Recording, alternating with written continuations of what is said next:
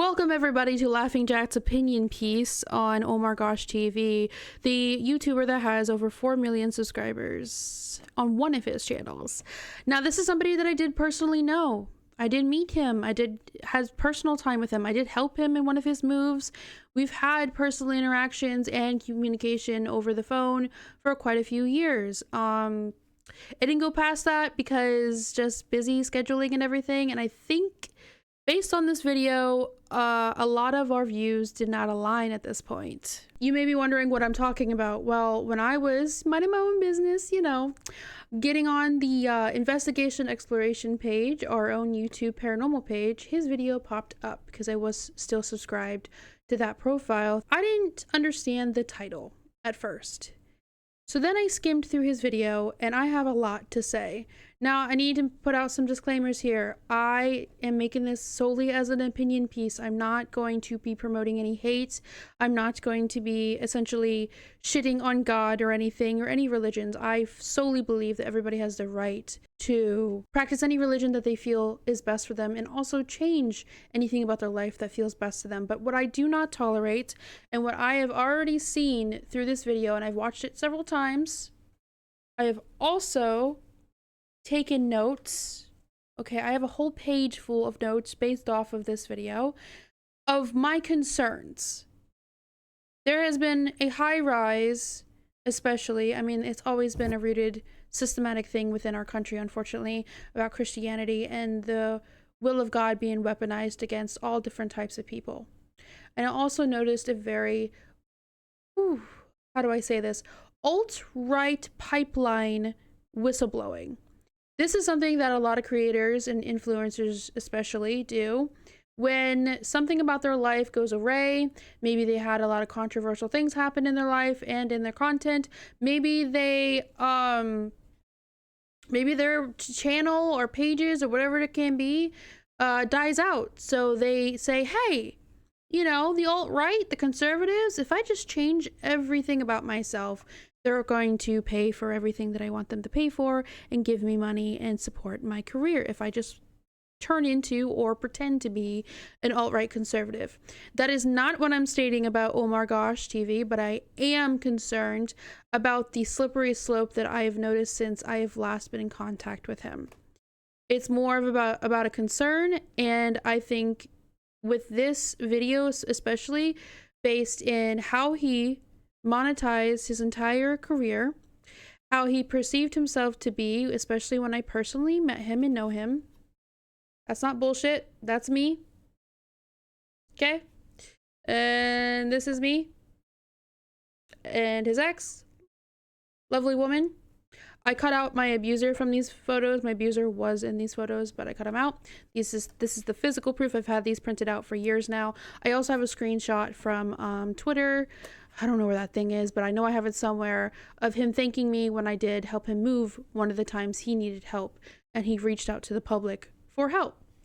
But outside of personal things, this is solely based on what I see as a whistleblow, what I see as concerning, what I see as demonizing things, almost comical and laughable. But again, I may look like a joke right now, but I don't take these almost brainwashing initiatives lightly.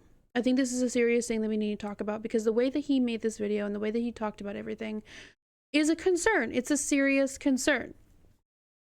So we're going to be briefing on topics about how he claims spirits are all just demons, but then he talks about a living God, a jealous God. We're going to be talking about pressures to perform. There's a light trigger warning to mental health as well. He makes some good points about his own interpersonal situations, but the problem I have here is that he's trying to generalize this whole thing about paranormal investigating and being spiritual in general that's not of the will of God, and he is basically building the bricks. I don't think he understands, or maybe he does. I don't know anymore. I don't know his personal take. This is my opinion piece only. I don't think he realizes the bricks he's building to cause another witch hunt and witch scare. He is part of that systematic oppression of other religions that have been going on for many, many years in this country. Okay? That doesn't even brief on the racism in it. That doesn't even brief on the bigotriness of it and the predatoriness of it and the power dynamics that are not okay. And also taking vulnerable people that have been through cult-like mindsets, straight up cults, whatever you would like to call it, in that sphere and demographic of people who are religiously vulnerable and mentally vulnerable. I think this was a stab and a jab at getting people like that to flood in and support this individual. I would hope this wasn't a tactic on purpose. Maybe it was a really, really bad, poor way of explaining his spiritual journey, because again, religion is okay. Christianity is okay. Practicing anything you want as long as you don't harm people is okay. But I will say this impact right here, this sharing that he did, is harmful. It is. And we're going to go through it and watch it together. And I'll try not to chop it up too much and try to be as clear and cut with my opinion on this. So I do not promote hate. I do not promote anything or anybody to go and harm this man. I'm very disappointed as somebody who has met him. I may have not known him as long as many other people might have, and I may not have spent a crazy amount of time around him personally and in person, or spoke to him more than just a few years online and on our phones and everything. Like, I say friend loosely, because to me, a definition of a friend is you're checking in every once in a while. You're having a full conversation. You're making the time and due diligence to try to see your personal, like, people that you trust and everything. And they, and him and his ex have trusted me with personal things before, which I will never, out them, because they're not controversial things, mind you. They're just personal things that they went through and good reflective mindsets that I saw from them. So seeing this video is very controversial, very conflicting to what I was at least told and shown in the time frame that I did personally spend time and know this person.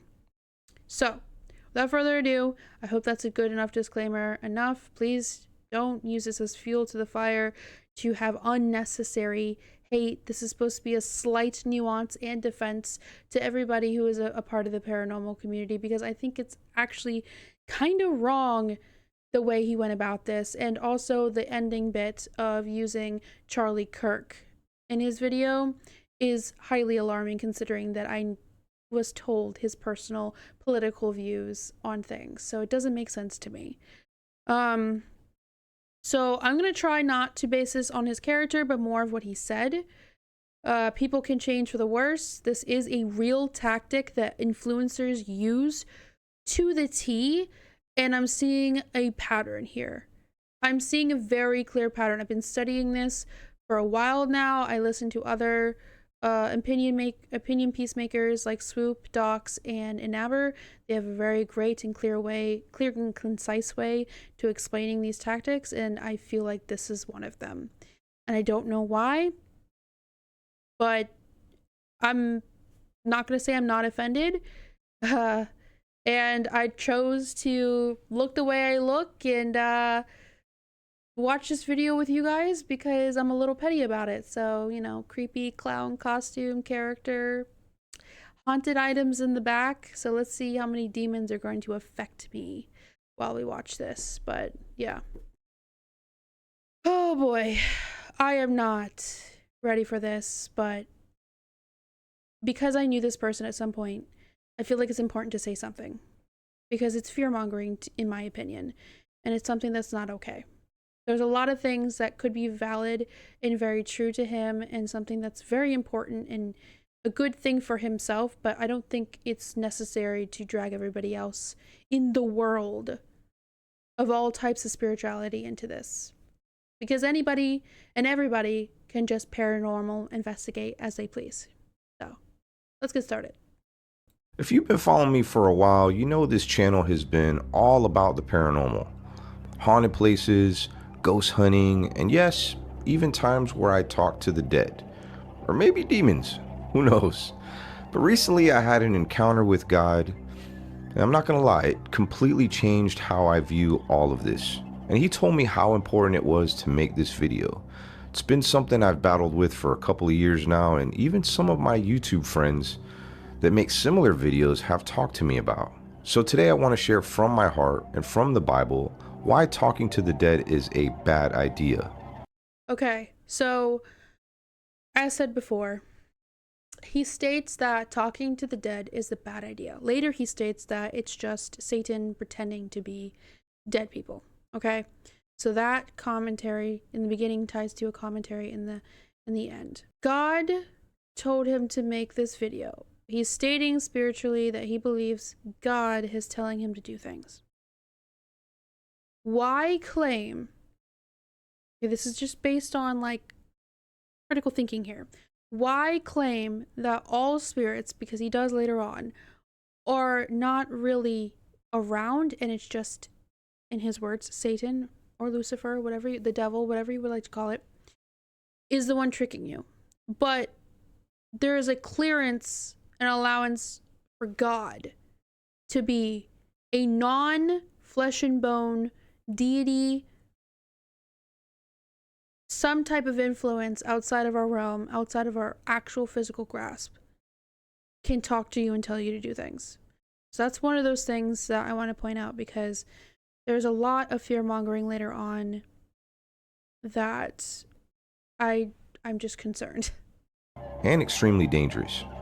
And I think you'll Also to note, yes, it can be dangerous. This was something I went on a rant earlier about. When you are paranormal investigating, there is 100% a chance of some resemblance of danger or bad luck or misfortune if you are not taking the educated way based on people in the past who have been doing this for a very long time to keep yourself protected. Okay?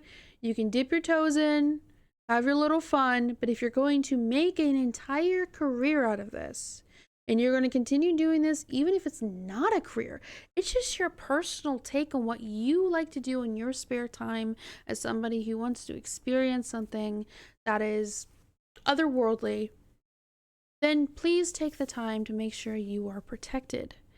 Please take the time to make sure that you have something that you believe in and you hold dear to yourself to kind of guard you. Because I'm not going to deny that there are dark influences. I am a collector of haunted items. We have a vast variety of different types of spirits, from negative to once was human, claiming to no longer be of the human vibration of what a spirit would be if you pass away, and even dark. We even have dark. I have an item that stayed at the Warren Museum for 2 weeks, and whether it had something dark about it before the museum or from the museum, we have that item, we have that spirit, and that is one range from actual children's spirits with real backstories, people that we have collectively allowed to follow us for many years. I have spirits that still are around me and what I believe in from my childhood home that were my protectors when I was in that household. So you're allowed to have your beliefs of what can influence you and what there is, okay? Because some people don't believe in demons, but they believe in some type of vibration that's more residual than actual intelligent. Some people do believe in demons. I'm sure he truly believes in demons, and that is valid. I can't deny that. You can't deny that. That is his spiritual belief. But I also know this individual did not do an in-depth education, even in his own religious belief, to keep himself more protected over the years. You've got to do more research. You've got to do the work after you dip your toes in it. So no, he is not wrong. It can be dangerous. What level of that danger can be? Well, that depends on how much you're actually involved, how much you communicate with them. How many times have you done a seance and just not properly closed it out? How many times have you gone to locations and not cleansed yourself afterwards? How many times have you, like, did something that might have had to deal with your DNA when it comes to spell work or candle work or scrying or anything really? Spirit board, even, like spirit board, you've got to be educated on to even use it, so you don't get some type of attachment. Those are things I believe in, so we're in line with that at least. But just because you had a bad experience doesn't mean everybody else will. Just because you didn't get to have the better end of the deal when it comes to exploring the paranormal, exploring the cryptid, exploring anything that is otherworldly, that doesn't give you any bit of sense of control over what others do. And it also doesn't give you the control of the narrative. You cannot speak for a community you did not deeply dive into. Okay? You pushed the popularity of it. You made a lot of amazing content. Yes. Okay? I used to watch you since I was a teenager. And I've personally met you, like I've said before. You can't control a narrative that can't be controlled by any content creator.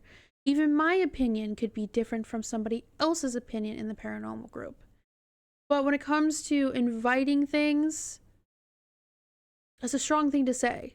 You were seeking out the paranormal, and darkness found you. And there was plenty of ways, plenty of years to come up with something to combat it. Okay? I can use so many paranormal groups and people to use as an example, including myself, because I live with a variety of haunted things, and I have been doing just fine for many years. So it is dangerous, but there are many, many, many, many ways around it. You're just reasonable and responsible. See why by the end of this, it's something you don't want to mess with. Now, a little bit about me. Again, it's something you don't want to mess with. It feels like Christian indoctrination as we go on in the video, and it's really sad because, again, this is not who I thought this person and his character is like for many years. This whole video was a shock to me. So I just want to say, when I make my opinions about indoctrination and whistleblowing, I'm just stating what is a pattern and a actual statistic that's been going on and being studied for many years. And even I'm not an expert on it. I'm just briefing on what I know about content creators that use this pipeline, this alt-right Christian pipeline specifically. It's scary, and personally, I don't know who's being taken advantage of. It could be everybody in the situation, or it could be a power play based on a choice, or maybe something that did personally happen that, again, right to privacy, changed this content creator's mind on who he wants to be and what he wants to present. And never really shared this before until now. When I started making creepy videos, it was mainly a challenge of how long me and my friends can last somewhere creepy overnight. A place that most people wouldn't dare to visit at night. Abandoned asylums, houses, strange roads, a creepy cave, or even a cemetery with a dark past or dark history. One of my biggest personal fears was spending the night at a cemetery, and I legit camped out at a cemetery just to face my fears. And I did. This was more about exploring and entertainment. I wasn't talking to the dead. I wasn't using ghost hunting tools or apps, just exploring. And it was so much fun. As I made these videos and my YouTube channel grew to new highs, it put an immense amount of pressure on me to make the next video bigger, better, scarier. And this is part of content creation in general. That is a true fact. Doesn't matter what size content creator you are, it is a lot of pressure because you're trying to present basically a product. Being a content creator is you as the product and what you want to represent on the internet. Whether that is more realistic to who you really are or not, which is why a lot of this is in question right now. But That's what it is. We are creating things for ourselves, hopefully most of the time, because again, the career can die really hard if you're not doing it for yourself, or we're doing it for you, or a mix of both. Okay? That doesn't mean everybody has, let's say here, power over us or can dictate every single thing that we do as content creators. We are still human. Doesn't matter how big head of a content creator you are or very small of a content creator you are. I'm a small content creator still, and I've been in the game since I was a teenager. Okay, I only have 42,000 on TikTok. That is literally nothing in the sea of content creators, and a lot of them, you know, rose to fame on TikTok in way less time than I have. That's just their luck. The algorithms, there's nothing special to it. It's your luck, and it's just finding the right crowd, right? Finding the right niche. So having a lot of pressure from your career, having a lot of pressure around you from people who are counting on you for their entertainment and counting on you for maybe even their emotional coping and regulation, because we know we have our favorite shows we like to watch, we have our favorite people we like to watch, and it brings a sense of safeness, right? Even if it's creepy stuff like this, okay? I have been there, especially with this content creator that I used to watch before I had the privilege to meet him. Or at least what I thought was the privilege at this point. It is a lot of pressure. It is not an easy job, just like most jobs. A lot of people assume if you're a content creator specifically, I dissect and separate influencers from creators. There's a big difference. That'll be for another day. But speaking as a content creator, it is hard. Okay? Making this opinion piece because I feel an immense amount of honestly just anger and disappointment. It's hard because I'm putting myself out there to obviously be criticized and maybe even ridiculed if this even goes anywhere. And that's the whole point of content creation. You don't know what's going to go where and how it's going to be perceived. So I totally understand why the pressure was on and how when you're at your highest of highs on views and likes and interactions and support financially, physically, emotionally, that drive of like more, because you get that high from all this interaction with so many people and you just have this euphoria of success. I've had a few bits here and there. I know what it feels like. Yeah, it's a lot of pressure. He's not wrong from that. Okay? That's a true thing. So I just wanted to put my opinion on that one. People love these videos, and of course I listen to the viewers. So love this. I usually do. They love the You should get some ghost hunting equipment, Omar. Ask the spirits questions. Talk to psychics. The moment I started doing this, strange things started happening in my life, but in a very negative way. I had demons showing up in my house. That's the gamble. As I slept one night, and maybe I'll make a video about this, but I legit saw something hovering over me unlike any creature I've ever seen, and it did not look friendly. I was having some pretty bad luck. I even lost my wife of 16 years, and no, I did not cheat on her. I had to and still have to pay a small fortune. I had to pay $100,000 to her up front and $6,000 per month in alimony for the next 10 years. All because this happened at the height of my YouTube career. But that's not what hurt the most. What hurt the most was losing my family basically overnight. Not being able to hug and kiss my kids goodnight every single night like before. And yes, I felt responsible for it. Okay. I have an opinion on this. Everybody has the right to privacy.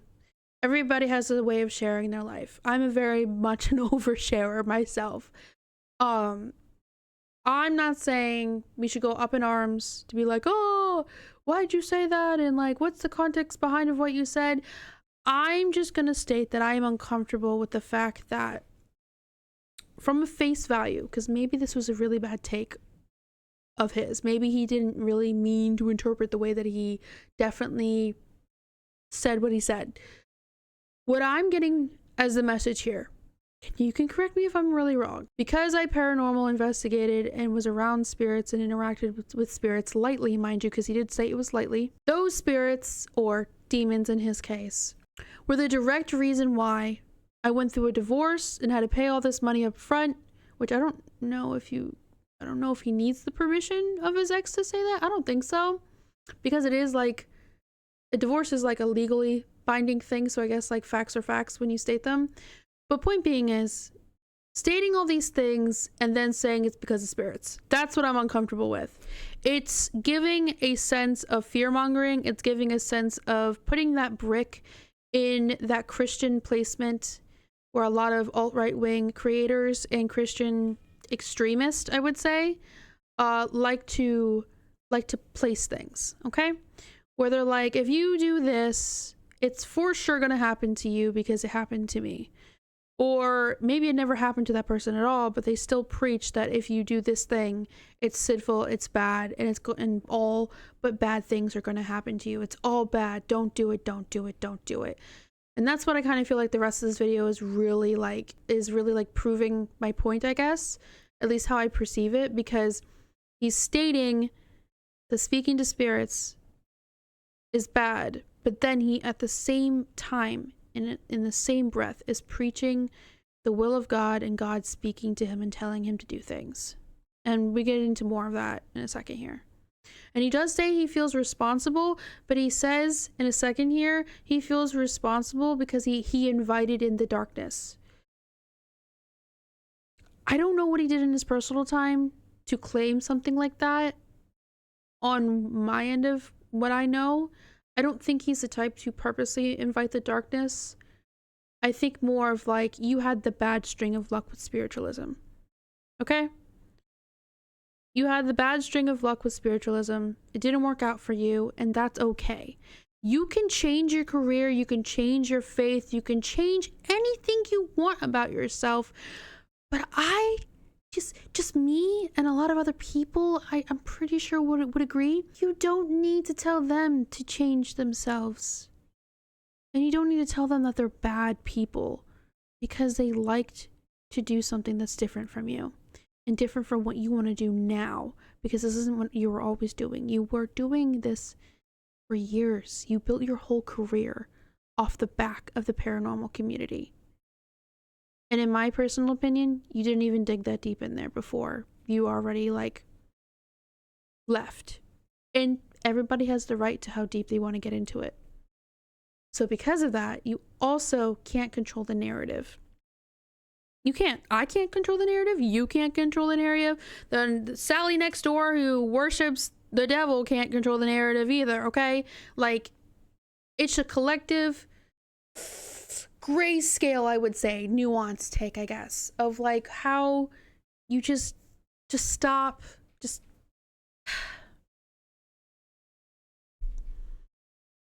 the devil did not do this to you, okay? He did not literally show up in your house and take away your family. There's other interpersonal things that should be held accountable of why things might have went down the way they went down. Very hard things. Things that, you know, I've had to rebuild my life twice now with really tough, abusive relationships even. So I get a sense and a taste of understanding of what it's like to go through hardships and separation and stuff like that. Maybe nothing with children, of course, but at least the separation in itself. I get it. And moving and rebuilding and reconnecting and like the anxieties that come with that and everything that comes with the pressure of trying to keep up with your life and your careers and your passions and things that you want to do, and then the destruction and the rebuilding that you have to deal with. Yes. But you can't tell people to blame all of that on a ghost. You can. I may not agree with you, but you can blame it all on a ghost, and that is still valid because, again, it's spirituality. I can't just say, no, it's not really on a ghost, but you can't sit here with this video and say, because it happened to me, it's 100% going to happen to you. It was your bad take. It's not everybody else's. I think it's silly to blame it all on spirits, but hey, this is your faith. So I can't really say no to that. I can disagree with it, but I can't say no. This is your faith. But from surface level of what this video is giving me, it makes me uncomfortable. And it kind of goes down that pipeline of, because I'm a Christian and now I'm going to devote myself to God, and we'll get later on that controversial of what type of Christianity that I feel like this person might be practicing. It just, overall, my broad statement is it feels like fear-mongering, period. That's all I've got to say. And of course, rage baiting, probably. Because of this darkness I invited into my life and my home. I was making money, my YouTube channel was thriving, but my faith in God disappeared. Had the worst anxiety ever, and I was ready to end my own life. True story. God had been telling... Okay, again, mental health. We're briefing on mental health. I can't invalidate that. No one should invalidate that when you feel like you've lost your faith. I lost my faith in God when I was 8. Okay? I lost my faith when I was 8. I spent many years healing from my loss in faith. And there is a variation of Christianity I feel like I might dip myself back into one day. Because I have a vision and I have an idea of what a real Christian who doesn't do harm and just practices their faith nicely and respectably and accepts other people. Okay? I view a Christian that is not riddled in politics and controversy and fear-mongering and whistleblowing, which we will get into the whole thing on that because Charlie Kirk is mentioned at the end of this video. Yeah, I have my version of it, as anybody else would have that version of it. I just feel like, again, yeah, I don't know. me for so long to stop. And again, he's claiming that God has told him to make this video. God has claimed him to stop, but then says that the devil is pretending to be spirits that can communicate. What stops the devil from pretending to be God? What stops Satan, the devil, from pretending to be God communicating with somebody?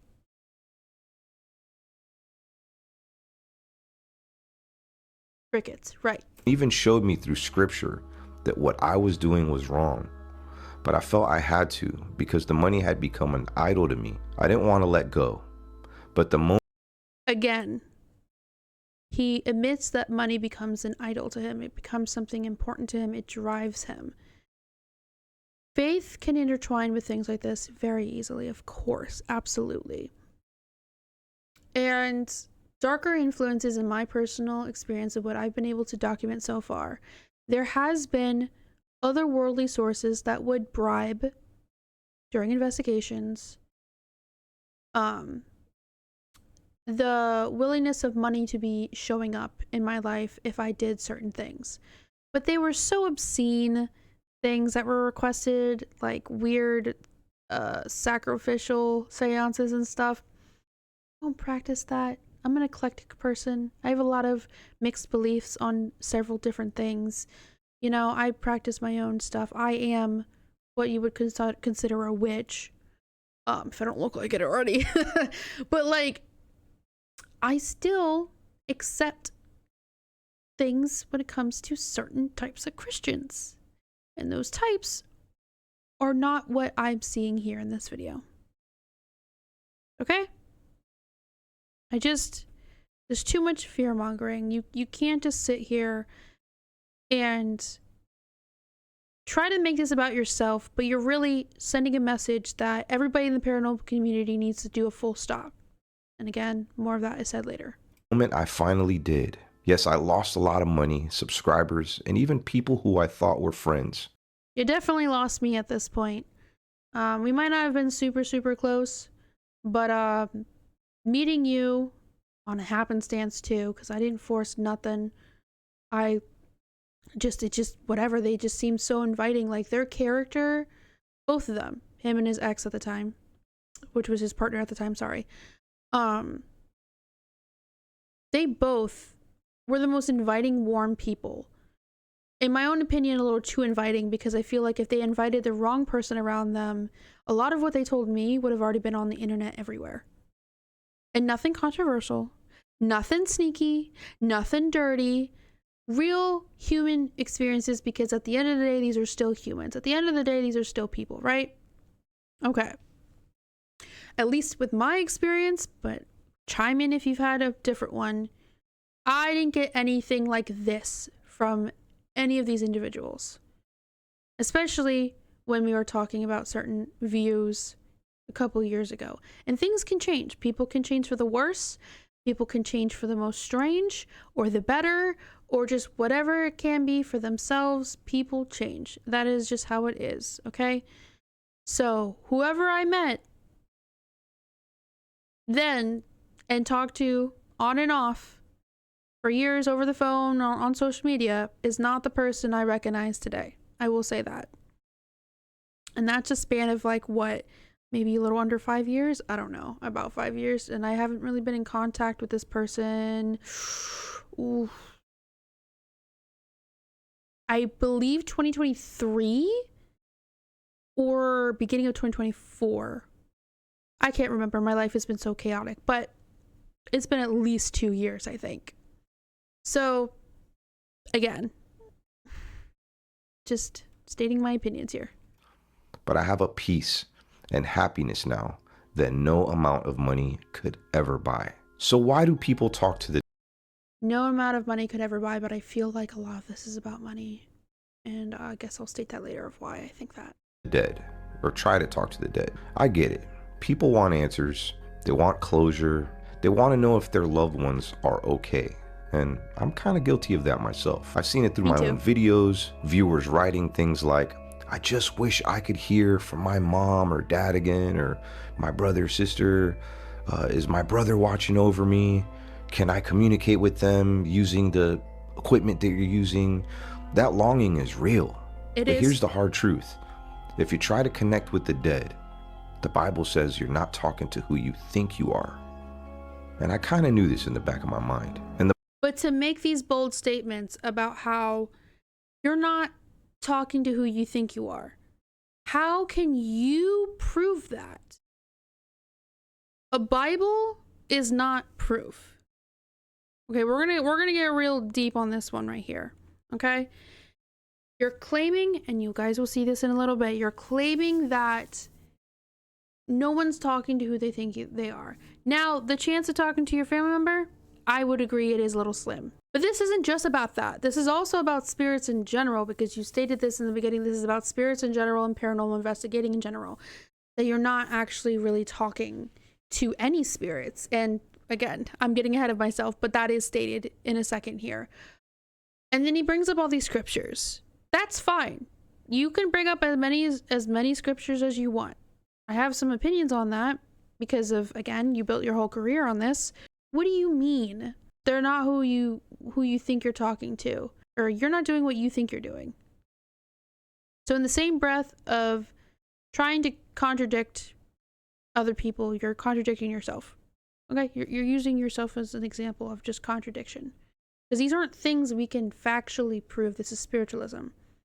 So to be an overtly demanding person and demanding people to turn to the will of God, because that's what you're doing. Okay? Again, more in the video in a second. That is what you're doing. It's very contradictory, and it gets worse, guys. It gets worse. This is where I start to lose my understanding and a little bit of my empathy. The Bible's crystal clear about this stuff. In Deuteronomy 18:10 through 12, it says, "Let no one be found among you." Let no one be found among you. Like everybody you've ever worked with, everybody you've ever been friends with, that come from so many different backgrounds. Not all of them are Christian based. So did you lose those friends because you cut them out because of your newfound strength in your belief?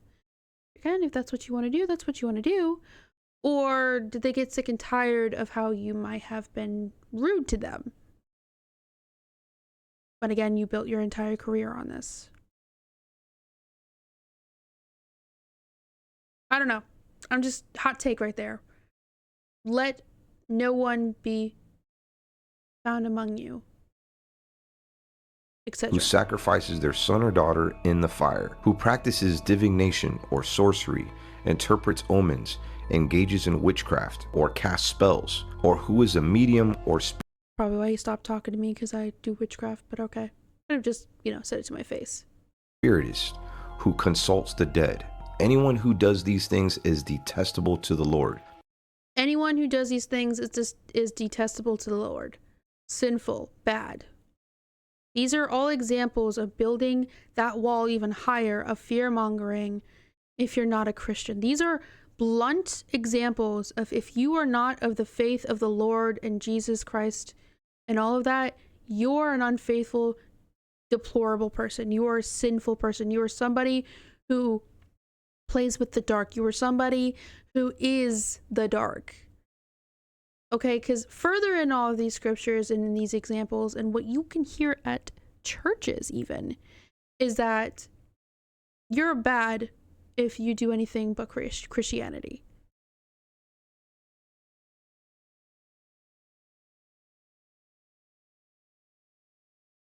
Crickets. Because of these same detestable practices, the Lord your God will drive out those nations before you. In Leviticus 19:31, it says, "Do not turn to mediums or seek out spiritists, for you will be defiled by them. I am the Lord your God." Again, for you will be defiled by them. That's repulsive. You're not going to be spiritually or physically defiled by anybody who is a medium. Okay? Now, I have my own opinions about mediums and psychics and stuff like that. I think it's very saturated and monopolized on, because it's like an easy grab on things to, again, make money and exploit the spiritual community. But I feel like people really do have gifts. I feel like I do have gifts, because I've had a lot of wild experiences since I was very little. You're demonizing people who are not solely Christian. And also, may I add, I could have sworn I have seen in the past people who have some type of gift and ability as Christians to literally sense spirits, have otherworldly gifts to speak to Jesus or God, and are sensitive in the spiritual nature. I have to bring it up just because I am a practicing witch. I use that very broadly, like there's an eclectiveness to it again, a very big mix of what I do. It has been found and documented that a lot of Christians, okay, a lot of like the Old Testament and the Old Fashioned have taken a lot of things from pagans in their own celebratory things that predate Christians, predate the Puritans and all of that, predate the whole big tree of people. Okay? Other likes of that nature of spiritual people, let's just say spiritual people, those celebratory things, like holidays, certain practices, way of doing things, has been documented to be taken from them and used in Christianity and rebranded for Christianity's benefits. And usually it's under the guise of fear-mongering types. Again, there's a whole blend of Christianity and how different people, different branches, different ways of viewing it. It's like any spiritual religion or whatever. So I just had to say that too, okay? A lot of these examples he's showing are extremely controversial and maybe not controversial, but conflicting, because everything that's said here, there are Christians who still practice things that weren't originally based in Christianity. Okay? And this is the story that really broke me, and I mean, it scared me, honestly. Near the end of his life, King Saul was desperate for answers. He felt like God wasn't speaking to him anymore. He felt like God wasn't speaking to him anymore. So how can you say that spirits are not among us, spirits are bad because they're always going to be demons or the devil or whatever, but then you believe that God can speak to anybody? A vibrational entity, okay, or otherworldly example. I don't know how else to describe it. I feel like on all levels, in different ways, things can definitely communicate with you. So to invalidate anything that's not God is just hypocrisy. Because if God can do it, I believe others can do it, and of other types, and of other religions, and of other things. Like, you can't just say only God can do this. Okay, you can't just claim that no spirit hangs around to communicate and maybe get closure on things of all like situations of why they're even around. Okay, but I digress.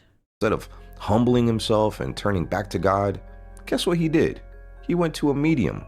the so-called witch of Endor. Saul then said to his attendants, "Find me a woman who is a medium, so I may go and inquire of her." "There is one in Endor," they said.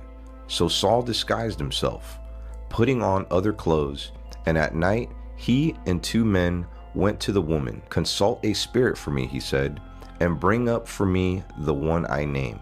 The medium tried to summon the prophet Samuel, and God allowed Samuel to actually appear, but it wasn't by her power, but as judgment against Saul. Okay, so this is misogyny. Bring me a woman that can bring forth the one of the prophet Samuel. Okay, so once again, you use an example of someone who isn't Christian to bring forth a deity, a figure of somebody you want. Because whatever the experience you're having, you need that person to communicate with spiritually. And then you immediately discredit the woman to give the credit to God. I feel like there's misogyny in that. The woman does the work, but the man gets the credit. Crickets. Samuel said to Saul, "Why have you disturbed me by bringing me up?" "I'm in great distress," Saul said. "The Philistines are fighting against me, and God has departed from me. He no longer answers me either." God has departed from me, he no longer answers me. And you're also talking to Samuel. So again, your whole beginning point of you're not actually talking to who you think you are, aside from the family member situation, because again, that is very slim to actually get a family member in. I have a very big skepticism on that too. But I mean, I digress on that one. Overall, the message to this video is don't talk to spirits because they are not spirits chilling and waiting to talk to you, because they are the devil. It's the devil personally in your home communicating with you, or well, in your home in my case, or at a location. Why would the devil be wasting time? And how is he splitting himself up that much to simultaneously mess with everybody at the same time? In many different ways, in many different experiences. I feel like, again, that power dynamic, that don't talk to spirits, they're not there. It's just always the devil or God, devil or God. Not everybody follows Christianity. For you, this could be validating. For you, this can be your own personal experience. But why am I hearing over and over again that you shouldn't be a part of exploring anything but Christianity? Don't explore anything past Christianity. Either by prophets or by dreams. By prophets or by dreams. So, again, only God has this privilege, or Jesus, or whoever is a part of the Christian story. There's many different variations on that too. So I called on you to tell me. Called on you. Practically conjuring. In my personal opinion, you can't conjure deities. You can't. You can't talk to big heads like that. Not in the way that people just assume. It would have to be something very broad and never specific. There are ways to ask for signs. There are ways to ask for confirmations. I don't think you can sit down and have a one-on-one with anybody. That's my opinion. Other people can say theirs of like how they feel like they can sit with a deity and talk to them one-on-one. That's fine. My personal opinion, no. You can't just literally have like a lunch with them and chit chat about the weather and stuff. It's more of like a sense of internal instinct after you've done some type of ritualistic practice to bring forth the influence of that deity or God or whatever figure you want. And then eventually, in whatever time frame that's right for you, you'll get the sign back and the communication back in some form. That makes sense. What to do. Samuel said, "Why do you consult me now that the Lord has departed from you and become your enemy?" God became his enemy for this. You got to think, we serve a jealous God. I mean, And this is where the table turns. My version of God is not a jealous God or a wrathful God. It is somebody who is accepting of everybody. That's not going to conflict himself on who he accepts, except for those who truly, truly deserve some type of eternal damnation and punishment. And those are people who cross the line away from humanity. Those are people who are racist, who are violent, who oppress women, especially black women, who oppress other cultures and other races, who oppress children, who harm children, who take lives.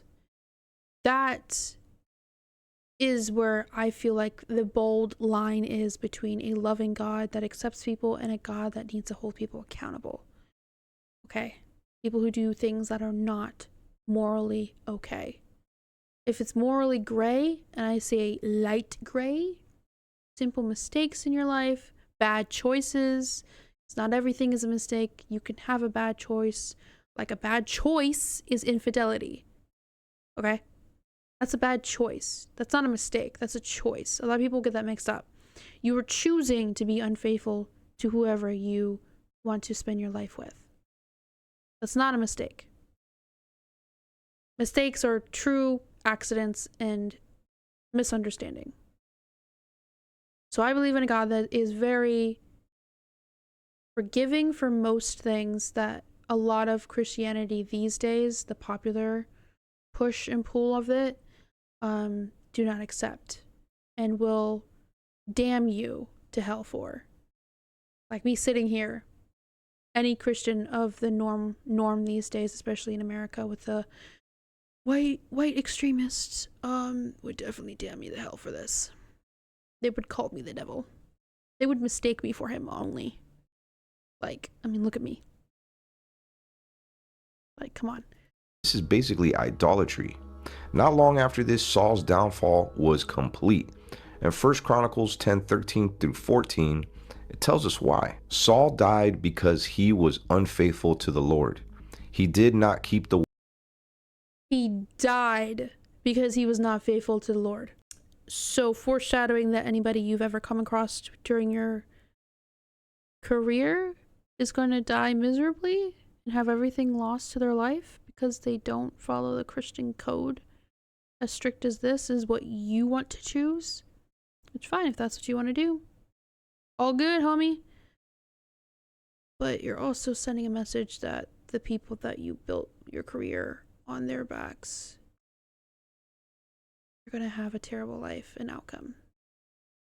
That's not a nice way to think about others. Word of the Lord, and even consulted a medium for guidance, and did not inquire of the Lord. So the Lord put him to death and turned the kingdom over to David, son of Jesse. So here's the lesson. Saul didn't just make a mistake. He rejected He made a choice. God's voice, and when looking for answers in the dead, and it destroyed him. And this story, like I said, it scared the crap out of me. But what's really happening spiritually? Here's what the Bible says about the dead. In Ecclesiastes 9:5, the living know that they will die, but the dead know nothing. In other words, the dead aren't hanging around waiting to chat with us or use a spirit box to communicate with us. So who are people? And there you go. I told you that statement was coming. The dead are not hanging around to chat with us through a spirit box or other things. You could have said and explained everything so much differently in your statement. By the way, this, I don't know if I already said this, but this was posted on the day of the alleged rapture was going to happen. You could have said, in my belief, been smarter with your descriptive words, your filler words. In my belief, the dead are not waiting around for me to speak to them. I think, for me, it was the devil or bad influence or bad entities, whatever you want to call it. There's a lot of I, me, I missing in this. It's a lot of bold statements to be making for something you can't prove. Just like I can't prove that it isn't the devil, right? But at least I'm not sitting here being like, well, because you're a Christian, you're not following the faith that I believe in, and you know you're just gonna have a terrible life because you're not thinking about the spirits and you're not talking to them anymore. No, I'm gonna be like, okay, you believe in God, You have a personal belief that these spirits aren't actually here to speak with you. That's for you. That's your interpersonal relationship with God in your faith. But I'm not going to sit here and let you tell me that it's like almost like talking to a skeptic almost, which I used to have plenty of interesting conversations with skeptics. It's a healthy thing to have an actual mix of skepticism and your belief. Definitely have that balance, because holy crap, you don't want to fall into spiritual psychosis, okay? Anyways, again, you can sit here and say you are actually talking to God, but we can't sit here and say we're talking to spirits. That's very conflicting, dude. People actually speaking to in these seances, Ouija boards, or ghost hunting equipment? Well, here's a hint. The Bible warns us in 2 Corinthians 11:14, Satan himself masquerades as an angel of light. There he goes. There he goes. My point made on what he said. He's stating that Satan masquerades himself as every single spirit to ever walk this earth. So then what is God masquerade? If Satan has abilities like this, I feel like God would have similar, and he would be doing similar things, right? And if those two exist, there has to be a balance in a middle ground, in my belief. So then that means spirits can exist and mingle in other spaces. That's not just heaven and hell. Maybe you have a different perspective on that. That's fine. But again, the bold statements about this is fact, this is what it is. I'll give you a hint, this is what it is. No, you could say, this is what I believe because I found this. This is what I believe for myself, for me to practice, because this is what I learned through the Bible in my studies. And I'm sharing that with you. That means demons can pretend to be anyone. They appear to be comforting. They sound like your grandma, sound like your mom. They could even play nice at first, but it's all deception, trust me. And looking back at some of my old paranormal videos, there were moments where I felt that deception, like something wasn't right, something dark was pretending to be harmless, a child. Now I realize the Bible already warned me that that would happen, and I'm grateful that I was able to see it. Talking to the dead isn't just harmless curiosity, it's dangerous. It can be harmless curiosity if you don't do it so frequently. And again, he's using personal examples to then minimize the vast majority of experiences in the paranormal community. He might have came across trickery spirits that might have, evidence collected that might have been something that wasn't actually personal people in his life. That's his experience. That isn't the experience of the paranormal community. It's a common thing that can happen every once in a while, but that's not what it's all about. If that were true, I would have been too miserable and not wanting to continue anything that I've been doing for a very long time. Literally since childhood. I've had a wild life and a wild ride when it comes to all different type of spirits that I have come across. Not every single one is evil. Not every single one is out to get you. Not every single one is pretending to be your grandma. Okay, if Meemaw was coming up a little bit too much, I'd be a skeptic. I'd be like, this is fucking phony. But that's not what happens. Okay? So again, putting that brick placement down. That's what he's doing. I don't know if it's intentional or not, but that's what it is. He's doing what he's doing, but I don't think he understands what he's really doing and what he might have been trying to convey. But knowing as a creator, you have plenty of time to think about things, write things down, edit these things, rewatch these things, refilm these things before you post. So I'd love to give the benefit of the doubt, but the further and further that I had watched this video, the more and more I have lost faith of the genuineness of this person. I feel like it was a very long overdue bandwagon of a career choice. And because that got burnt out of that person, they were no longer happy with it. Plus the validation that probably there was some sketchy stuff happening and real experiences happening. And then interpersonal things that are none of everybody's business. Okay? Content creators don't have to tell you everything. But still, also interpersonal things happen at the same time. It can get overwhelming. Okay? And a career choice and a career change can happen. That doesn't mean you sit on here and you say that everybody else has to change it too. Just because you change something doesn't mean everybody else has to. Just because you believe something does not mean everybody else has to. You don't have to believe what I have to say, and I don't have to believe what you have to say. But there's a fine line of respect and understanding other people's beliefs.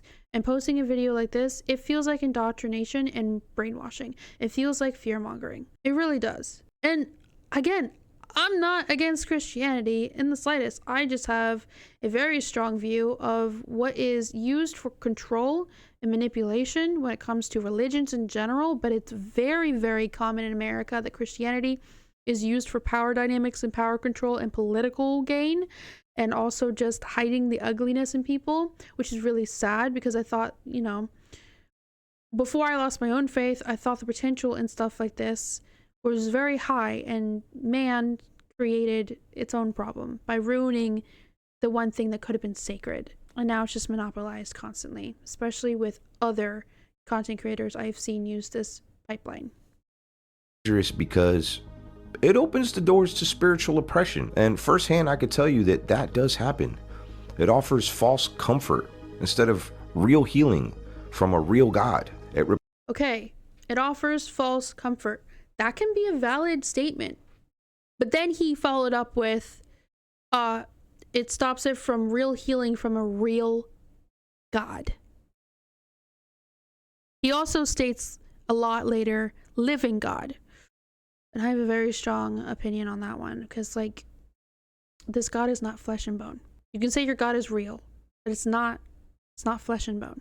Places God's guidance with demonic lies. And he specified demonic lies. So being a paranormal investigator, having spiritualism that is not Christianity is a demonic lie that you're falling for. The same trap that Saul fell into, and it cost him everything. And I don't want no part of that. But that comment specifically, trying to reel back my pettiness. You're going to say you want no part of it, and yet you built your entire career on paranormal, traveling, investigating, paranormal content. Let's just say that. Maybe not investigating, but paranormal content. You want no part of it, but you've spent a plethora of years building on that. And the community and the people involved, including myself. You want no part of it, but you are already a part of it for a very long time. And just of, God, was it just like a few months ago, I saw on his page that he just posted about stuff like this. What do you think is in creepy places? Spirits. Creepy stuff. I'm gonna try to give the benefit of the doubt and say that maybe he wants no part of it anymore before he ends up like the dude who died. Whatever the case may be. And you already experienced things allegedly to the story that you're trying to compare yourself to. Here's the hope. We don't have to seek answers from the dead. We can go straight to the living God. We don't need to seek answers from the dead. We go to the living God. Where is he then? Can I interview him? Because now we're getting past the nuance stage into what the fuck are you talking about? Okay, we've passed that threshold where I said nuance. I'm gonna try to be lighthearted about this. Well, not lighthearted, but I'm trying to be reasonable about it. But then when reasoning leaves the building, reasoning's gonna leave my mouth. Because what do you mean living God? You had that solidified escapism and examples to where no one could really say no to you and your personal path, but also say, hey, boundaries exist. You can't just say everybody else has to be the way that you are, right? Okay, we went through that phase in the video. But now he's claiming a living God. And it gets worse. In John 11:25, Jesus said this, I am the resurrection and the life. The one who believes in me will live, even though they die. This body isn't meant to last forever, but what is inside of you is. In Revelation 21:4, it says, he will wipe every tear from their eyes. There will be no more death, or mourning, or crying, or pain, for the old order of things has passed away. See, instead of chasing shadows, we can look to the one who defeated death. Defeated death, really? Defeated death. Where are they? You can't use literal terms of something being living and breathing if they're not living and breathing. This is like science at this point. This is like critical thinking and common sense. There is no walking, living, breathing God with bones and a meat sack. Neither is there a Jesus. And I have a further opinion about the rapture because it was recent education that I've learned about the rapture, because this is when this was posted. And let's just let him say what he needs to say before I say what I need to say. And promises us eternal life. That's real peace. There's been a lot of talk lately online in churches about Jesus' second coming, with the date being on September 23rd or September 24th. The Holy Ghost was pulsating through me. I really don't know how to describe it. Then I hear God tell me, tell my world that I am coming so soon. Then I heard September, September, September, September. And then the days 23rd, 24th, 23rd, 24th. I'll be honest, none of us can put a date on that. It can happen while watching this video right now, or on those specific dates that I just mentioned. Jesus says to always keep watch. Okay, so while he continues that tangent about it, this is where the differences are going to lie very heavily. There is historical findings, okay? I'm not the most well-literate person that's going to tell you about it, but you can look into it yourself. The rapture was invented by a man, and I'm pretty sure it was around the time when there was a lot of Christian fear-mongering happening again. I can't get into depth about it. I briefly learned about it. I can't remember off the top of my head, but there are things out there that show that it was literally invented by a man and then basically adopted by Christianity and just blindly accepted. The rapture, and that is what I was taught recently, because everybody was like hee-hee-haing everybody who believed in the rapture, and there was a lot of spiritual psychosis going on, which is a very important thing that we need to be careful about. Okay, these are still vulnerable people. Even if you have a very strong opinion about them not being a good person, there's still people who are being taken advantage a lot in the spiritual world, in the religious world. So when we were seeing a lot of the things during the rapture day and cracking jokes here and there, I've seen, giggled at myself. The reality of it, though, is still serious, because these were people who were indoctrinated and brainwashed into thinking that they're literally going to lose their clothes and float into the sky and be taken by God and Jesus. That is something I will never believe in until the day I see it. Sorry. Just won't. Can't. Like, you expect me to put down my beliefs about talking to a ghostly figure chilling in my kitchen making food. Okay, that's a reference to an actual spirit. You expect me to set that down, put it away, close it up, and then go follow you guys who say, you guys in general, not just specifically him and his belief, but people who truly push the rapture belief. You expect me to put down my silly little idea of spirits and spirit box and technology and maybe in the old-fashioned ways of communicating with spirits, to believe that I'm gonna like have my clothes completely like vanish from my body and I'm gonna float up in the sky. Or maybe I'm not good enough for that, but I'll see my neighbors floating up butt naked up in the sky being taken by God and Jesus. That sounds more like an alien invasion before it sounds like God or Jesus.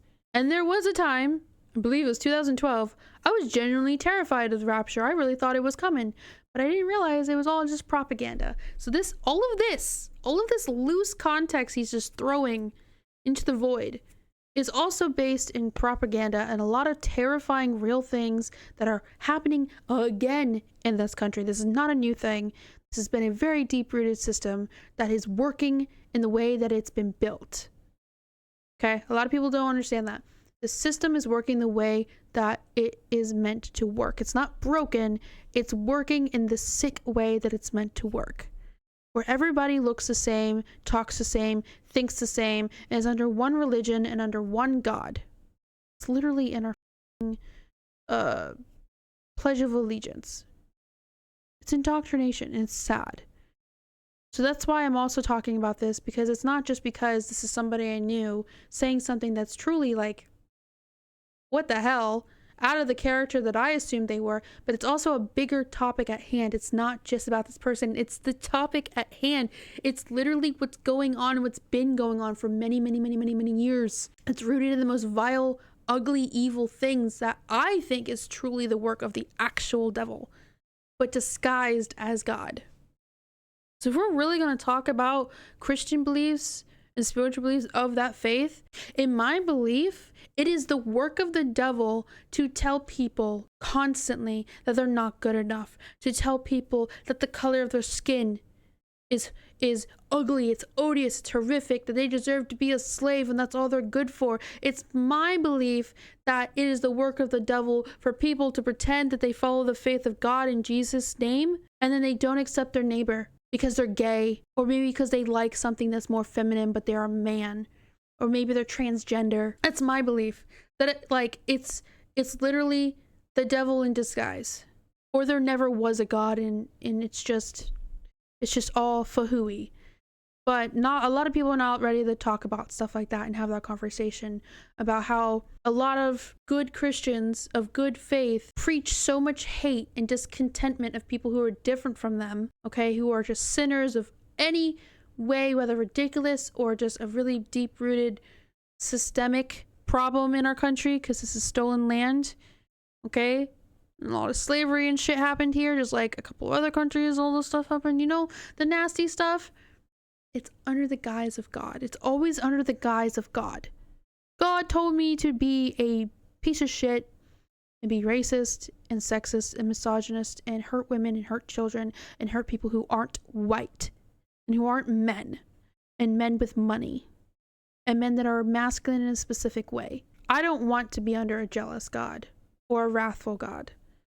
I want to be under a God that truly changes the world for the best, and everybody's sitting at the table that deserves to be. And then there are the people who cannot be saved. That's a whole other topic for another day.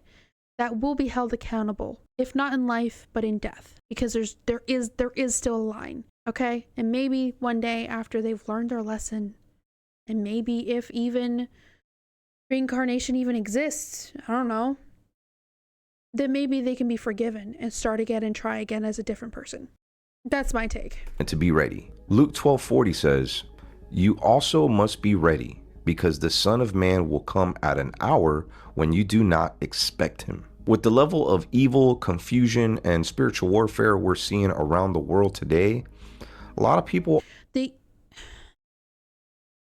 evil and confusion and spiritual warfare is coming from Christians. End of story. Christians are not oppressed. Any Christian, it doesn't matter if you're a really good one or you're one of those, you're not oppressed. You've never been oppressed. You've never been oppressed. You've never experienced a day of actual spiritual warfare or oppression. You've created spiritual warfare and oppression. I'm speaking out to those that specifically say that they're oppressed Christians, okay? Specifically those. You don't know a lick of it. Okay, I'm white and I still don't know enough and a lick of it compared to a person of color or in general another ethnicity. And I was not born into privilege other than my skin color. I am a queer, non-binary, trans person with mental illness that I have very much taken care of in a healthy manner, who has experienced abuses, who has experienced relationship oppressions, and has been discriminated against because of my identity and my spiritual beliefs on top of that. But I am still white. I'm still white, which means I still have privilege. And I have the privilege to have the life I have now, even if it still has its challenges. Okay? That's outside of spiritualism, yes, I know, but I'm tying it into it. Christianity doesn't know what oppression is. You do the oppression, okay? Or at least people who are parading around and saying, in the name of God is why these things need to be done, and people have to follow your command. Not guidance, command. That's not oppressive nature. That's not spiritual warfare against Christianity at all. It's either they're not really a great representation, which I believe, yes. Or overall, Christianity is at a deep loss for what it really is or what it could have been. And I don't know if there's any going back. Are waking up and saying he is near. Demons are manifesting themselves like never before, and I know.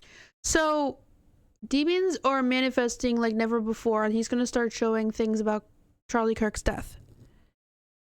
Are you saying a demon took out Charlie Kirk? I have my whole opinion about Charlie Kirk. Okay? Okay, my empathy is very thin with individuals like that. This isn't a Charlie Kirk video, but before we even get to him showing the examples, I'm just going to say this now. If you're somebody who's building your entire career and making money off of the backs of people who believe in a certain religion and spewing constant hate like I just ranted about, what do you expect to happen to you? He even wished death on people who mind their business. Mass communities. He even said empathy is not real. There were so many examples of how Charlie Kirk is not a good person. He's not a good symbol of Christianity. He's quite literally the opposite, just like the president. If we're really going to get into this, we're going to fucking get into this. He's not a good person. He never was a good person. He served himself. He's a white man. He had that privilege of power and influence. And he sure as hell used a lot of it. Did he deserve to get shot and assassinated? I don't know. Personally, I don't know. There's so many different takes I could go through again on how those types of people, you spew so much hate and you're literally like threatening other people's lives all the time. What do you expect to happen to you? What do you expect? I don't think anybody should just be, unalived in that manner. Because I feel like there's a lot of ways around it before we come to that. But the height of anger and absolute lunacy that's going on right now. I say right now, but like it's been going on for a very long time, predating my own age. Okay, predating me and my existence. This shit has been going on. Okay, we can even take it back to the Constitution days. Okay? In my opinion, America has never been great. It's on stolen land. And it fuels a specific country, and I think a few more actually, that are horrific views, and it's all based on using Christianity to weaponize against people and put people into a place of fear. So this is spiritual warfare. This is considered spiritual oppression, because you're sitting here as a Christian telling other people that because they paranormal investigate and talk to ghosts and have a different opinion and a different view on spiritualism and don't want to follow the faith, that they're going to have a miserable, dark life and they need to turn away from it. And you also posted it on the day of the rapture. Sometimes I'm not so nice, and it just feels like you're just trying to save your own ass. And I guess that's a really nice way of me saying it. Oh, you know what I'm talking about. They know they're running out of time too. But in the midst of all this, I'm seeing a hunger for God that I've also never seen before. And that is okay for more people to want to be Christian. What's not okay is the reason for it. It's because people who are in position of power, who are manipulating those who are also undereducated, mind you, because there is a system. There is a statistic stating that a lot of people who are not as educated and literate, because the system is working in the way that's supposed to make them illiterate and not understand common sense for certain things and whatever, critical thinking, then those people in position of power, after indoctrinating them and conditioning them, are taking advantage of them in their spiritual beliefs and what they're desperate to need in their life to keep going, to cope with all the bad things going on. Okay? People always find something to cope with. So therefore, all these people, including this person that passed away, was using their position of power to manipulate and indoctrinate people and build that wall even higher with the alt-right wing conservativeship and the white extremist stuff and the things that are deep-rooted in misogyny and hurting women and hurting children and hurting people of color and hurting other ethnicities and hurting other countries and hurting interracial couples and hurting queer people of all types, affecting queer people and everybody Just everybody, okay? Okay? It's too bold in the face right now to have any excuses, and I'm trying to be nice about this, but I know I don't have to, but I'm trying to. People picking up Bibles for the first time, people going to church for the first time. And that is okay. Again, what's not okay is trying to hurt other people in the process. First time, I mean, like never before. I believe this is God's final altar call. And you can believe that all you want, and I'm not going to invalidate it because maybe it is. Maybe it's not. I don't know. What you can't say is that everybody has to do the same thing and be the same way. Who knows? This might be yours. Tomorrow is never promised. And True. I'm not trying to scare you. I want to wake you up. You are fear-mongering. Okay, I was nice in the beginning, but then I reminded myself that halfway through you lost your plot. And a lot of this is deeply rooted in years and generational traumas of fear-mongering using the Lord's name. Crickets. That hot sense of urgency, that's actually an invitation. If you've been dabbling in the paranormal, chasing voices, signs, searching for answers in the wrong places as I did, consider this your call to look to the living God instead. Consider this the call to look to the living God instead. Do you hear that? I'm not just hearing things. He said, if you are in the paranormal field and you are talking to shadows and ghosts and stuff, you need to stop and consider looking to God, the living God. So you and others, I'm sure, can claim that there is a living God or Jesus, whatever, but we can't claim that there is some phantom ghost of the opera, once again, in my kitchen making macaroni and cheese. This is where you've crossed that line of me having any sense of niceties towards the situation. You can't sit here and say that there is absolutely a living God that lives in all of us. But then we can't say, well, there's spirits that live among us. Oh, my necklace just broke. That's how stressed out this situation is. You can't say that. I'm sorry. You're just contradicting yourself. You can say for yourself, you believe that there is a living God that lives amongst you and communicates with you and helps guide you through your life. Absolutely. I say the universe helps guide me through my life. But I'm not going to be like, you should join the universe. The universe is calling upon me to call upon you to join me. No. No. My beliefs are my beliefs. And you can believe in nothing. And you can believe in everything, and you can believe in aliens, Mothman as God. I don't care, bro. I may not agree, but I'm not going to tell you to stop. I'm not going to tell you need to turn to the universe. You need to turn to witchcraft. You need to turn to the devil, as a lot of people that try to assume witchcraft is about, which is such a Christian thing that has been spread for many, many years. It's a scare tactic. There's literal history on it. There's history books. There's articles, there's records, there's proof. It's fear-mongering. It's fear-mongering. Whether you meant it or not, what if anybody else means it or not, again, trying to give the benefit. In my opinion, it's fear-mongering. In my opinion, it is spreading misinformation and fear amongst 4 point whatever the million people that are subscribed to your main YouTube channel. That's another thing. You are also in a position of power. You are in a position of influence. You are in a position, a responsible position for young viewers, especially, because let's not forget that young viewers, I was a young viewer of your content. Other people can be young. You're telling children that are in all parts of life to follow along your word as a grown-ass man, as well as other adults. You're telling impressionable people to listen to your word as gospel about a living God, and they aren't supposed to do paranormal investigating or any type of spiritualism. Because once again, I feel like you missed the mark, or maybe this was your target. To be somebody who goes into paranormal investigating, you have a sense of belief in spiritualism and curiosity, especially if you continue it for a long time, right?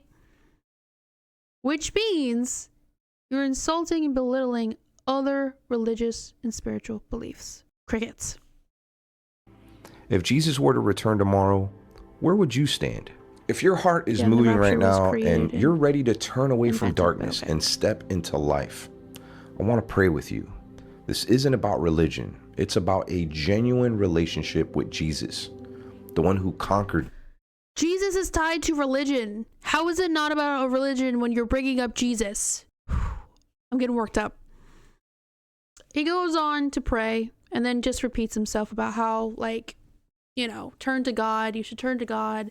It's not the way, it's not the path to be a paranormal investigator or mess with any ghost, right? Because ghosts aren't real. They don't hang around. Maybe not aren't real. They don't hang around for you to talk to them. It's the devil. That's the whole basis of this. The whole communication on it. Ooh, wait, there's one more part. Actually, let's continue. There's actually one more part. Death, and offers real, lasting hope, happiness, peace, and it's not just about our eternal life, but right here, right now, you can have that. Who doesn't want that? Well, at one time, that was me. I thought I could do it all on my own, and I'm telling you, as some of you already know, that road leads to destruction. If you're at the end of that road that offered absolutely nothing but brokenness, sadness, pain, suffering, and you want to Again, alluding to, if you get into this, that's all you're going to get out of it. I have been saved by my spirituality more times than I can count. It is so deeply rooted in my life. Nobody but me can understand that relationship with me and spirituality. Okay? I can't understand anybody else's deep roots in spirituality, whatever faith they follow. Spirituality, spirits, communicating with the dead, communicating with anything that's willing to speak with me and guide me is so deeply rooted that I've never really personally expressed myself, because I don't want my message of what I personally think for me to be misconstrued. Okay? Because I respect other people's beliefs. I respect it as much as I possibly can when there is reason within it. Like, he could have gone this entire video saying I believe this is for me, this is what I'm sharing with you about my new beliefs or my refound beliefs.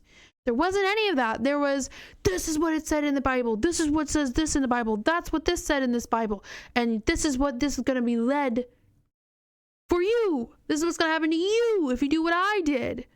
No, honey, no. You could say, hey, as a word of caution, when you get into this, maybe be more careful.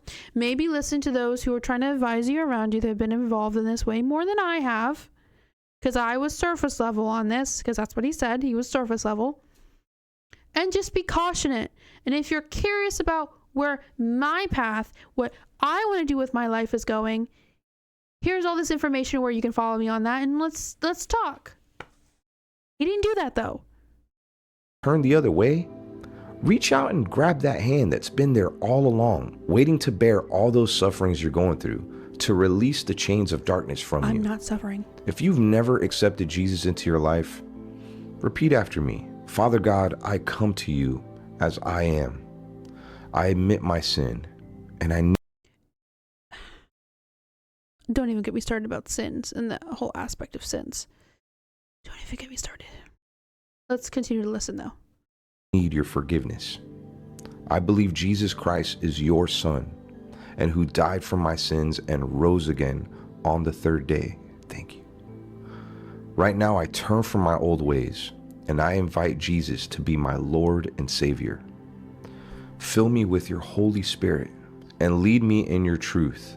In Jesus' name, amen. If you just prayed that Amen. with me, I want you to know that all That was a prayer for him. Fucking dude. It's beautiful that you have something for yourself. What's not cool is you're pushing it on everybody else and telling them that they have to do it too. If you want to cater to only Christians, that's fine. If you want to change your entire outlook, your entire face of content, and be of the Christian base, that is okay. It's fine. It's fine. It's just not for me. It's for you. That's reference to a TikTok creator. Love her. Out of respect, not going to name her though, because this is a really messy video with a lot of hot takes. All of heaven is celebrating. Please leave a comment and say, I prayed. Also, put on the full armor. Start reading the Bible every single day. Be around other Christians, true Christians. What is definition of true Christian to you? That's something I would like answered. What is his definition of what a true Christian is? Is it someone who serves a wrathful and jealous God that doesn't like gays, doesn't like black people, doesn't like women unless they serve man? What is your version of that? Does your God hate someone like me? Does your God hate your fellow neighbors or even fellow family members? What is Christianity to you? Because you're showing me and your viewers and your past supporters that have walked away, and maybe even people in your interpersonal life, because again, that's your business, that you were following a God that doesn't seem very nice and is built in a very deep-rooted, dangerous game of psychosis with spirituality, cult-like tendencies, and suppressing the minority here in America. Go to a Bible-believing church and get baptized. Also, suppressing people in Gaza and I'm pretty sure Congo and other places that are dealing with a lot of really unimaginable hardship right now. So just had to put that in there too, because Christianity has been used, weaponized, involving those situations too. And I mean, this is very important. Find a church that preaches about holiness and not afraid to tell you the truth, even if it hurts. There's a lot, and I mean a lot of churches out there that only want your money and only tell you what the flesh wants by watering down the gospel. Only for money, but don't you make money off of your content still? I would assume, including this video, to feed the pipeline of alt-right Christian supremacist, sour cream supremacist. Oh, I had a joke earlier the other day to cope with this. It was about sour cream and supremacists in this country. Unrelated, sorry. Related but unrelated. It's like parallel relation. Back on topic, sorry. Stay away from those places. There's not many speaking about sin or the second coming of Jesus, which we all should be waiting for. The churches that want your money and want to manipulate you and have cult-like tendencies are talking about the rapture and the second coming of Christ. There's literal documentation and true crime stories about this, but okay. And it's sad that there wasn't many that spoke about the unprecedented recent assassination. This right here, there wasn't many that spoke about it.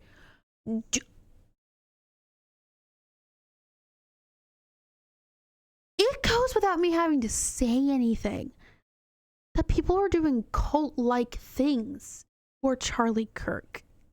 Okay? CK had a fan base from every single white nationalist posse. Did you even hear about what happened at Starbucks? Like, what do you mean not many people talked about? Everybody talked about it. But you know what they didn't talk about enough? Is the other side of the pond. Assassinations. I'm a critical thinker. Everybody's got issues. Everybody's controversial. Everybody's got something that like could be worked on and should have valued criticism to and constructive criticism. But this person was immense amount of horrific things said in his years. My version of God would not accept him. He would put him through tests to be forgiven and to work on himself and to probably get some therapy. That happened to my brother in Christ, Charlie Kirk. It might take you a while, but if you're genuinely searching and praying, you'll find the right place to get fed spiritually. Now, Shelly and I might start a Bible study every week, and if you want to be a part of that, make sure to subscribe to my brand new channel, The Upper Room. Okay, so there is something I want to say about when mocking God goes wrong. I have not watched it, but just the title alone leaves me to believe there might be some stuff on there. Because I haven't watched any of his content in years. Especially this. Might be about like the same backwatered stuff about fear mongering. Like, I don't know. Maybe I'm wrong. Maybe it's like genuine, like weird people doing like extreme ways to mock God.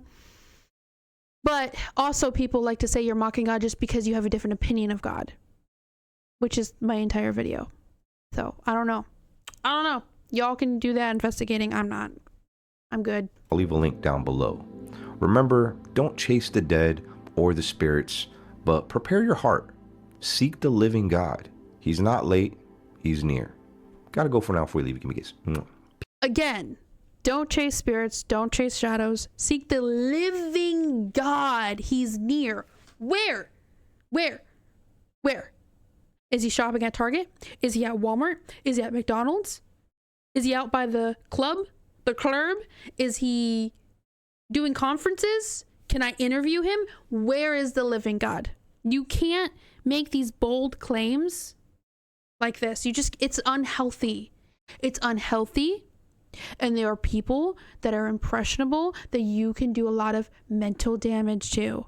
Creators of all kinds can do so much damage on saying things like this, that they have to, like, everybody has to follow a certain path. You are a supporter of me and I've been an entity for years, so because I'm changing my faith and everything, I expect you to do so. If you're somebody that I know, or somebody I came in interacted with, or somebody who views my content that likes the paranormal, that likes spooky, well, guess what? I am the living prophet that it is wrong to do so, and you have to turn to the will of God, because I know for a fact you're already living in a life full of darkness and discontentment. No, dude, no. As someone who has the boldness to dress like a freaking creepy, laughing, queer, aesthetic clown who literally has an entire wall full of haunted items and has been investigating and a part of the paranormal and the spiritual of all kinds, including Christianity, I will say this: I am not miserable. I'm very happy and content with my life, and that is my truth. It may have not ended up being your truth, and that sucks. It really does. And you are valid to experiment. You are valid, and you have the right to practice your faith and to be this super Christian that's gonna guide people and have a Bible study and talk about certain topics. That is okay. I'm not saying that's a bad thing to do. What is a bad thing to do is to either, one, not understand your privilege and your power with your 4.blank million freaking subscribers.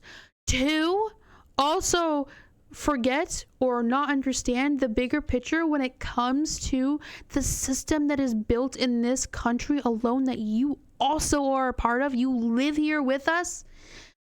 I can't say if you're born and raised, but you live here with us long enough to understand that there's a certain way in the system. And a lot of creators and influencers use the system and hurt people and make people fear everything that is true to them and true to be wrong.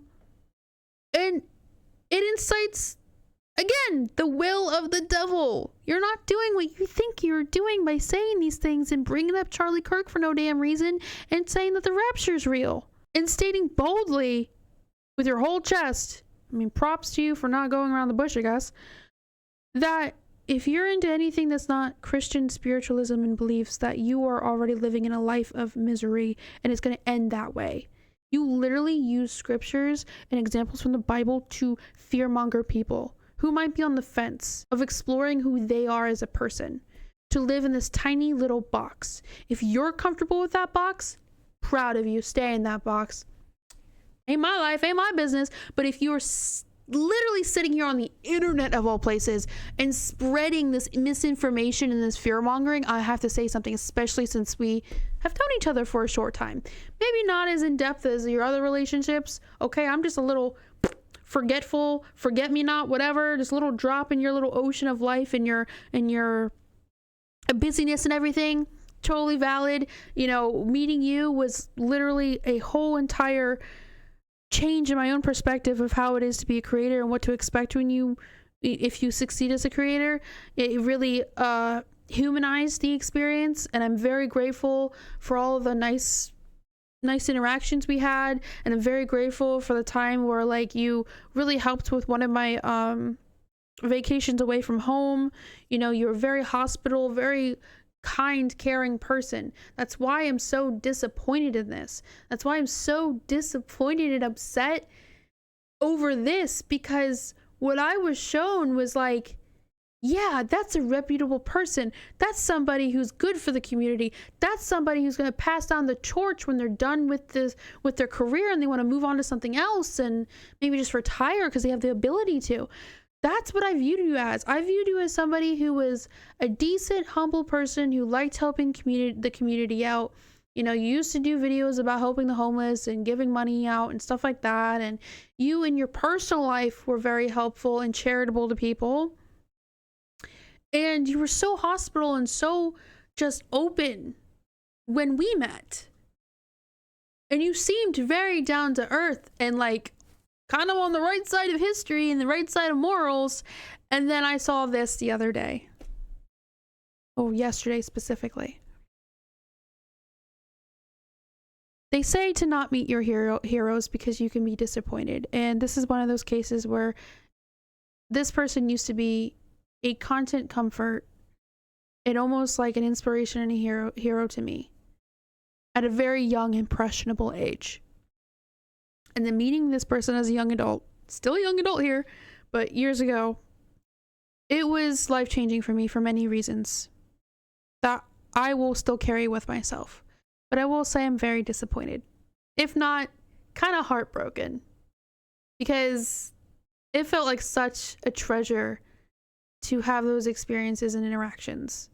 So much that I really didn't share on the internet much about them. There was one private video I had to take down because my abuser's in it, where one of the chances we've had an interaction, I actually gave a public thanks on my YouTube over the kindness in his heart and in his ex's heart, partner at the time, and the family in general.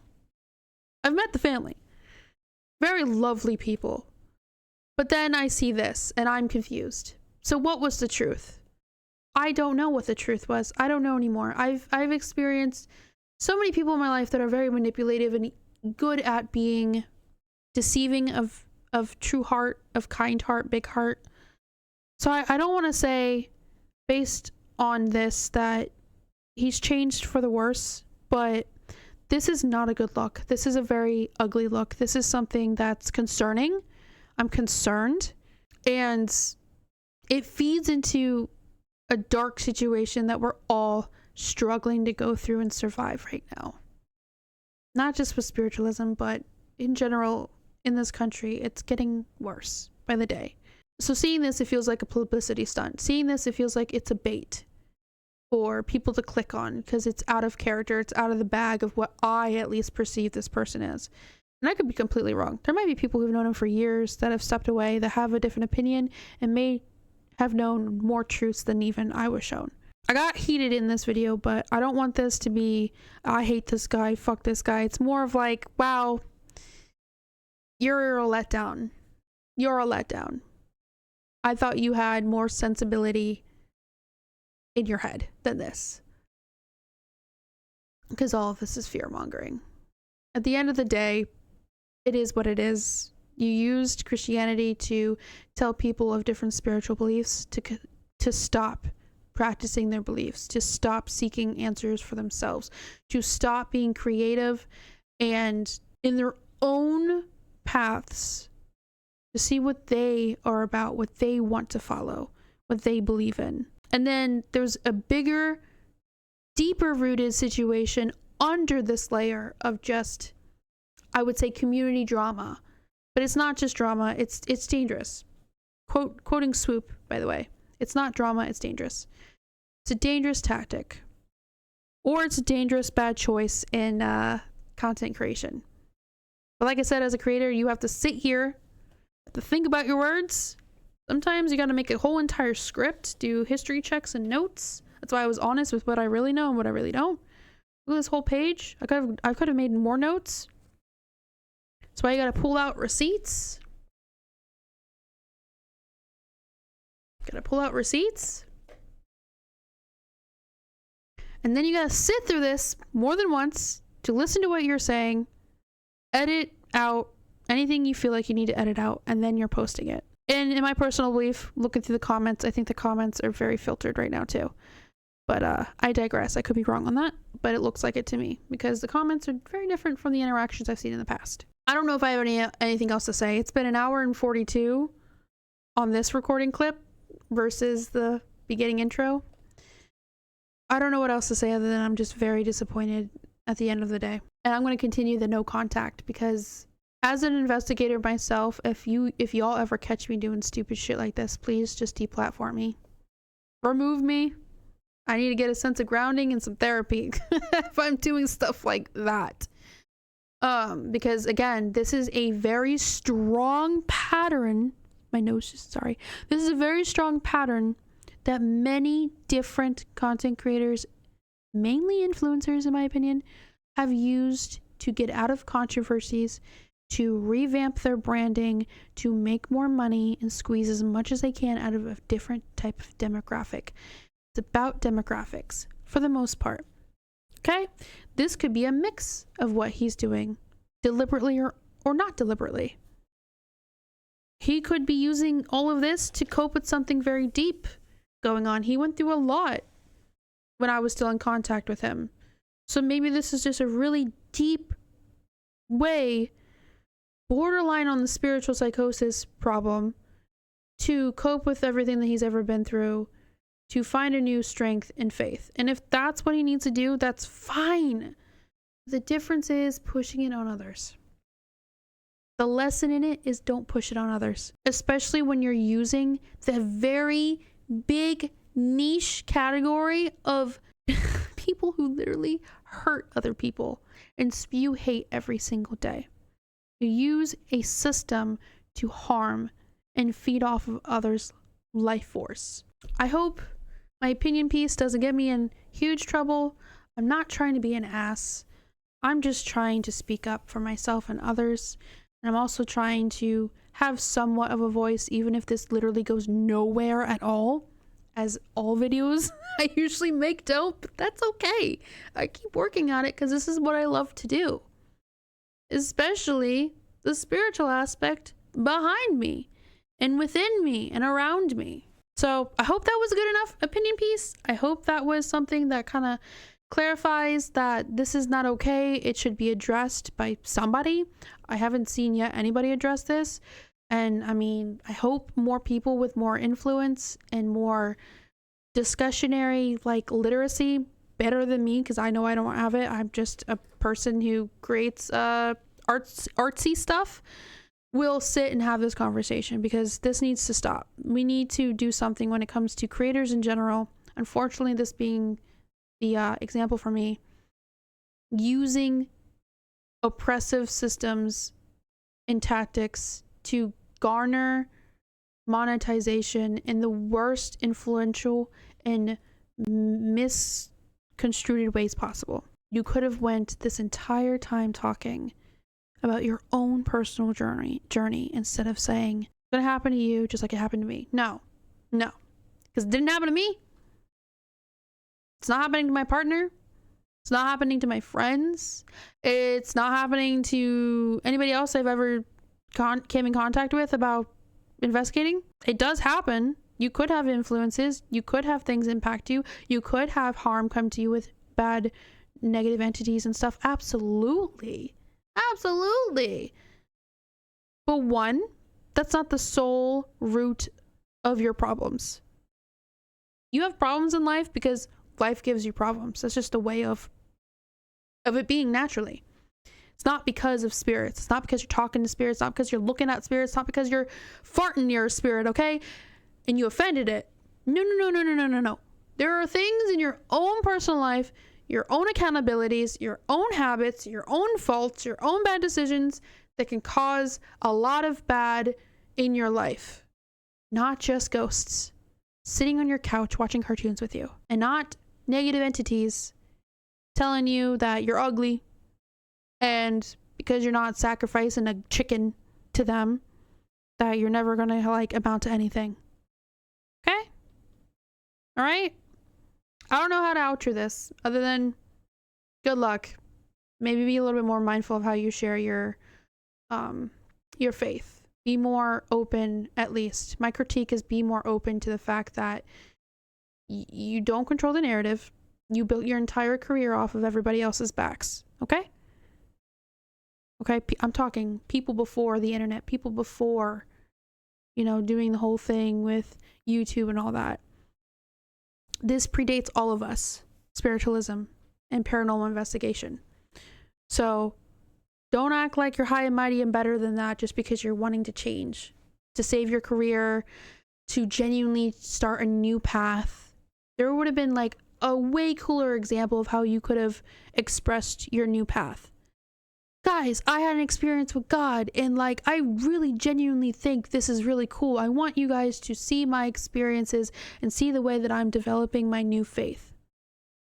I feel like that would have garnered a lot more people just being more about yourself instead of saying, hey, because I had bad luck, I know for a fact y'all are going to be miserable as f. So here's the true way to a living God. You're not going to heal and you're not going to have happiness and success in your life unless you're specifically tied to God and Jesus. Come on. Come on. No, we're not doing this. We're not. Practice your faith. Believe in your faith. Keep everybody out of it that have the right to not be a part of it. Okay? You do you. We do we. Oh, because I found this new path that aligns with me now as whatever part of your life that you're dealing with right now. That means everything else I've ever experienced was wrong. No, I actually don't think you were doing anything wrong. I don't think you were doing anything sinful either. Just experimenting and experiencing spiritualism in general. That's not a wrong thing to do. So you're also putting guilt on yourself and unnecessary blame on yourself, saying that you were doing something wrong for you. No, you weren't. That part of it, no. Being curious is not wrong. Wanting to talk to your passed on relatives is not wrong. You just need to be more educated on how to experience these things safely. And reach out to the community. Be open to different perspectives on how to keep yourself safe. There's multiple ways of all religions of how to keep yourself safe. Thanks for coming for my very winded, long TED Talk as Laughing Jack. I'm going to go clean up and relax now, and I'll see you guys next time. Let me know if you want any more opinion pieces from me, if I have a decent enough and cohesive enough way of speaking about things like this. Let me know, and I'll put in more work, and maybe this will be a thing that I do, because I do have a strong passion for having discussions like this, and I'm open to learning more. There's probably things that I definitely missed. There's probably things I could have used as like an example. There's always room for growth. So I appreciate anybody who sat and listened to this, and see you next time. Bye, guys.